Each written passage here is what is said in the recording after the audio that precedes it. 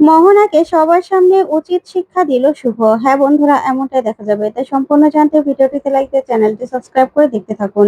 গল্পের শুরুতে দেখা যাবে শুভ আদিকে বলে, তুমি আমাকে ঠকালে আদি, তুমি আমার বিশ্বাসটা এমন করে ভেঙে দিলে। তখন আদি বলে, বিশ্বাস করো, তোমাকে আমি অনেকবার বলার চেষ্টা করেছি, কিন্তু আমার তোমার চোখে চোখ রেখে আমি কথাই বলতে পারিনি। তখন শুভ বলে, এখনো তো তুমি চোখে চোখ রেখে কথা বলতে পারছো না। কি করলে তুমি এটা? কি করলে? আমার জীবনটা পুরো শেষ করে দিলে, আমার পুরো বিশ্বাস তুমি ভেঙে দিলে। কেন করলে এটা? কেন করলে?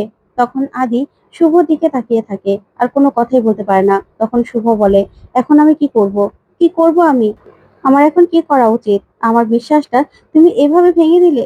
এভাবে তুমি আমাকে সবার কাছে ছোট করে দিয়েছো। কি করা উচিত এখন আমার? আমার তো কিছুই ভালো লাগছে না। আমি কি করব কিছুই বুঝতে পারছি না। কি করব বলো?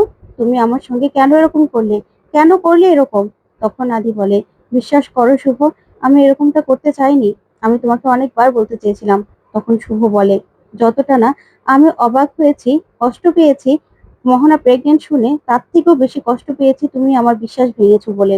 তুমি আমাকে কিচ্ছু বলতে পারোনি। তুমি আমাকে কিচ্ছু বিশ্বাস করে বলতে পারোনি। আগে তো বলতে পারতে আমাকে, সবটা জানাতে পারতে। জানাতে পারতে তো। তখনই আদ্রিত বলে, আসলে সবাই কষ্ট পাবে। কি করব?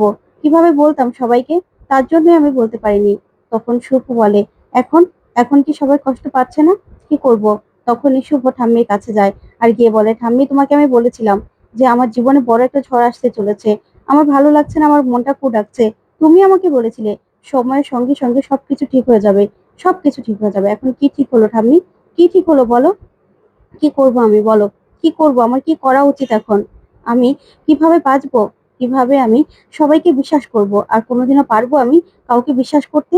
তারপরে শুভ সেবতীর কাছে যায়, গিয়ে বলে, কি মা, এখন তুমি কি বলবে? কি করা উচিত আমার? তুমি তো আমাকে বলেছিলে আমি নাকি তোমার ছেলেকে কষ্ট দেই, তার জন্য নাকি তোমার ছেলের এই অবস্থা। আমার যন্ত্রণায় নাকি তোমার ছেলে শান্তিতে থাকতে পারছে না। আমি নাকি তোমার ছেলেকে এতই কষ্ট দেই যে তোমার ছেলে এতটা কষ্ট পাচ্ছে। এখন এখন তুমি কি বলবে? তোমার সব কথা তো আমি সহ্য করেছিলাম। সহ্য করেছিলাম আমি। এবার এবার দেখলে তো তোমার ছেলে কি করেছে। এবার কি করা উচিত আমার? কি করা উচিত বলো? কি করা উচিত? এই বলেই সেবন্তীকে জড়িয়ে ধরে শুভ। তখন সেবন্তী বলে, দেখ শুভ মা, কি করব? পরিস্থিতিটা দেখছি। এখন যা করার তোকেই করতে হবে, কারণ তুই বুদ্ধিমতী, তুই বিচক্ষণ। যা করবি তোকেই করতে হবে মা। এখন তো আমাদের কিছু করার নেই। এটা তো সত্যি যে মোহনা প্রেগনেন্ট। মোহনার গর্ভে আদির সন্তান আছে। এটা তো অস্বীকার করতে পারবি না যে ওই বাচ্চাটার কোনো দোষ নেই। আর ওই বাচ্চাটা একা তো আর মোহনার নয়, ওই বাচ্চাটা আদিরও। তাই যা করার তোকেই করতে হবে মা। যা করার তুই করবি। ওইদিকে মোহনা এই কথা শুনে তাকিয়ে থাকে। তারপরে সেবন্তী শুভকে বলে, এবার যা করার তোকেই করতে হবে মা। আমি জানি তুই পারবি। তোকে তোকে মোহনাকে মেনে নিতে হবে রে মা। মেনে নিতে হবে। কারণ ওই সন্তানটা তো কোনো দোষ নেই। ওই সন্তানের কি দোষ? ওই ছোট্ট শিশুটার তো কোনো দোষ নেই বল। তখন সেবন্তীর মুখে এমন কথা শুনে শুভ অবাক হয়ে সেবন্তীর দিকে তাকিয়ে থাকে। ওইদিকে খুশি হয়ে যায় মোহনা, আর মনে মনে বলে, এটাই তো আমি চেয়েছিলাম। যা চেয়েছিলাম সেটাই তো এখন হচ্ছে। না না, এটা আমাকে ধরে রাখতেই হবে। জানতাম যে উনি ঠিক এই কথাগুলোই বলবে। জানতাম তো আমি। ওইদিকে শুভ কিছু ভাবতে পারে না যে কি করবে। তারপরে দেখা যাবে সেবন্তী বলে, দেখ শুভ, আমি জানি আমি জানি তোর মানতে খুব কষ্ট হবে, কিন্তু তারপরেও তোকে যে মানতে হবে বল। মোহনাকে তোকে মেনে নিতেই হবে। এদিকে মোহনা খুব খুশি হয়ে যায় সেবন্তীর কথা শুনে। তারপরে সেবন্তীর কাছে আসে, এসেই বলে, আপনি সত্যিই মা। আপনার কাছে না আমি সারা জীবন কৃতজ্ঞ থাকবো। জানেন তো, আয়ানের আয়ানের যাতে কষ্ট না হয়, তাই আমি বলেছিলাম যে সবকিছু আমি ম্যানেজ করে নেব। সবকিছু। কিন্তু কিন্তু আমিও এটাও ভেবেছিলাম যে এই বাচ্চাটা যখন জিজ্ঞাসা করবে যে মা, আমার বাবাকে, তখন আমি কি জবাব দিতাম বলুন তো? এই সমাজে পিতা ছাড়া কোনো সন্তানের কোনো জায়গা আছে? আর আমি বা কিভাবে মানুষ করতাম বাচ্চাটাকে? আমি না সেটাও ভেবেছিলাম। তারপরেও তারপরেও আমি মেনে নিয়েছিলাম, যাতে আয়ানের উপর কোনো অসম্মান না হয়, আপনাদের উপর কোনো অসম্মান না হয়। তাই আমি ভেবেছিলাম এই বাচ্চাটাকে একাই আমি জন্ম দেব, একাই আমি মানুষ করব। কিন্তু দেখুন কি থেকে কি হয়ে গেল। এখন না আমার সত্যিই মনে হয় যে আমার আমার বাচ্চাটারও তো স্বীকৃতি পাওয়া দরকার।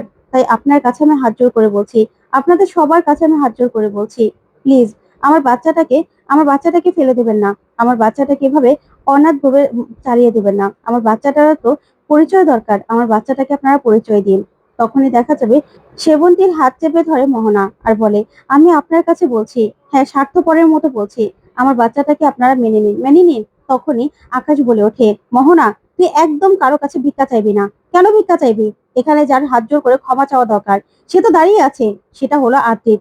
আদ্রিতের এখন ক্ষমা চাওয়া দরকার, তুই একদম ক্ষমা চাইবি না। আর আমি একটা ডিসিশন নিয়ে নিয়েছি, এখন থেকে মোহনা এই বাড়িতেই থাকবে। তখন তো মোহনা খুব খুশি হয়, মনে মনে বলে, দাদা তোর এই রাগটাকেই তো আমি কাজে লাগালাম, কাজে লাগিয়ে দেখ আমি জিতে গেলাম। তখন সেবন্তী আকাশের কাছে আসে, এসেই বলে, আপনি না এমন করবেন না মিস্টার সেন, আমাদেরও তো একটু ভাবতে হবে, আমাদের ভাবতে দিন। আর আমাদের শুভ না খুব মহান, ও ঠিক সবটা মেনে নেবে, মেনে নেবে, আপনি দেখবেন। তখনই শুভ বলে, হ্যাঁ মা, আমি খুব মহান, তুমি যা বলছো সবকিছু ঠিক আছে, কিন্তু এখন আমার কি করা উচিত? তাহলে আমার সবকিছু মেনে নেওয়া উচিত? আমার কি মোহনাকে মেনে নেওয়া উচিত, ওর বাচ্চাটাকে মেনে নেওয়া উচিত? তাহলে কি মা সবকিছু ঠিক হয়ে যাবে, আগের মতো সবকিছু হয়ে যাবে? বলো না, সবকিছু ঠিক হবে তো? তুমি আমার জায়গায় নিজেকে বসিয়ে দেখো না মা, সবকিছু ঠিক হবে। আর আমার স্বামী আমার চোখের দিকে তাকিয়ে কথা বলতে পারবে তো? আমার স্বামীকে কোনোদিনও আমি আর বিশ্বাস করতে পারবো? বিশ্বাস করতে পারবো? বলো না, বিশ্বাস করতে পারবো কিনা? এই যে আমাকে মহান হতে বলছো, আমি কি সত্যি এতটা মহান? আমি কি এতটা মহান হতে পারবো? তখনই পূরবী বলে ওঠে, কেন শুভ, কেন তুই মহান হতে পারবি না? এখন কেন তুই মেনে নিতে পারবি না বলতো? এখন তোর মানতে কি সমস্যা? তখন এই কথা শুনে শুভ চমকে যায়। তারপরে শুভ বলে, কাকিয়া, আমি কি সত্যি পারবো এসব করতে? পারবো মোহনাকে এই বাড়িতে জায়গা দিতে? আমার স্বামী আরেকজনের বাচ্চার বাবা হতে চলেছে, সেটা মেনে নিতে পারবো কোনোদিনও? সেটা কি সবকিছু সবকিছু পাল্টে যাবে? তখনই পূরবী এসে বলে, কেন, কেন পারবি না? তোর তো পারা উচিত, কারণ তুই তো মহান। তুই তো সব সময় দেখাস যে তোর কাছে সবকিছু ঠিক, তুই সব সময় সবার মুখের উপরে সত্যি কথাগুলো বলতে পারিস। এখন এখন যখন তোর স্বামীর সত্যিটা সবার সামনে চলে এসেছে, এবার এবার তুই কেন মুখ ফিরিয়ে নিচ্ছিস? কেন? তুই তো সব সময় সব সত্যিটা সবার সামনে বলতে পারিস, তাই না? তখনই রূপক বলে, পূরবী, কেন তুমি এসব কথাগুলো বলছো? তুমি চুপ করো না। মানছি তোমার শুভর উপর রাগ আছে, সেজন্য এরকম কথাগুলো বলবে। তখন পূরবী বলে, কেন বলবো না, কেন বলবো না? শুভ তো সবসময় সবার চোখের সামনে সত্যিটা বলে দেয়, তাই না? কার কি কষ্ট হচ্ছে না হচ্ছে সেটা তো ও বোঝে না। এবার এবার ও সত্যিটা মানতে সমস্যা কি? মানতে সমস্যাটা কি বলো? সবার সামনে ও মহান সাজে না? এবার এবার কেন নিজের বেলায় মহান হতে পারছে না? পারছে না কেন? নিজের বেলায় কেন সেলফিশ হচ্ছে? তখনই সেবন্তী কাঁদতে থাকে আর বলে, পূরবী, কেন এরকম বলছিস? প্লিজ তোরা এরকম ভাবে বলিস না। তখন পূরবী বলে, কেন দিদি ভাই, এখন কেন বলবো না? আমার সুমিতকে যখন তুলের দিকে ঠেলে দিয়েছিল, তখন তখন আমার কতটা কষ্ট হয়েছিল, ও বুঝতে পেরেছে? পারেনি তো। এখন যখন ওর স্বামীর সত্যিটা সবার সামনে এসেছে, এখন কেন ও চুপ করে দাঁড়িয়ে আছে? কেন মানতে পারবে না? ওইদিকে ডোনা খুব খুশি হয়। তারপরে দেখা যাবে রূপক রেগে যায় পূরবীর উপর আর বলে, তুমি এরকম বাড়াবাড়ি কেন করছো? কেন করছো তুমি বাড়াবাড়ি? কেন করছো তুমি? শুভকে কেন এরকম ভাবে কষ্ট দিচ্ছ? তুমি ভুলে গেছো তোমার জন্য ও কি করেছে?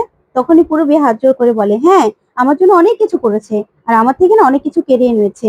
আমার ছেলেটা আমার ছেলেটা এখন আমার দিকে তাকিয়ে কথা বলে না, ও তুলি তুলি করে সারাদিন। তখন শুভ বলে, না, আমি সবার কাছে এখন খারাপ হয়ে গেছি, আর কারো কোনো জবাব দেওয়ার আমার কোনো শক্তি নেই, কারণ আমার শিরদাঁড়ায় তো ভেঙে গুড়গুড় হয়ে গেছে, গুঁড়ো গুঁড়ো করে ফেলেছে ওই আদি।